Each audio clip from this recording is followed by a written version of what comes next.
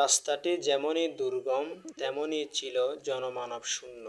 এমন একটি বিপদে কাউকে আমরা খুঁজে পেলাম না। কোনো সাহায্য না পেয়ে পরিশেষে এই পদ্ধতির মাধ্যমে গাড়িটিকে আমরা টেনে বড়ইচড়ি পর্যন্ত নিয়ে গিয়েছি।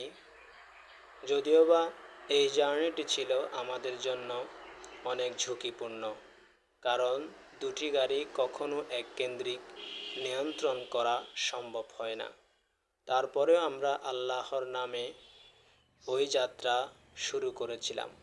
এই রাস্তাটি হচ্ছে দুর্গম, যেমনই দুর্গম তেমনই আঁকাবাঁকা, আরও আছে উঁচু উঁচু পাহাড়।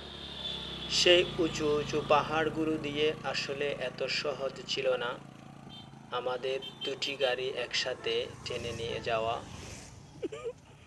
তারপরেও তেমন কোনো ক্ষয়ক্ষতি হয়নি, তবে দুর্ভাগ্যবশত আমাদের জমির ভাই একবার পড়ে যায়, সামান্য ব্যথা পায়।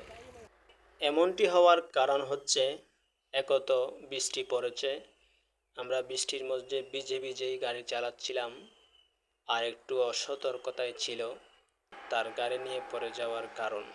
তারপরেও শুক্রিয়া, এই লম্বা একটি পথ অর্থাৎ বড়ইচড়ির 8 কিলোমিটার থেকে বড়ইচড়ি গেলাম, সেখানে গাড়ি ঠিক করতে না পারার কারণে আবারও বড়ইচড়ি থেকে রানীরহাট পর্যন্ত ফিরলাম। সব কিছুই ছিল আল্লাহর দয়া ও মা বাবার দোয়া। এতক্ষণ যারা আমাদের সাথে ছিলেন সকলকে ধন্যবাদ। আসসালামু আলাইকুম।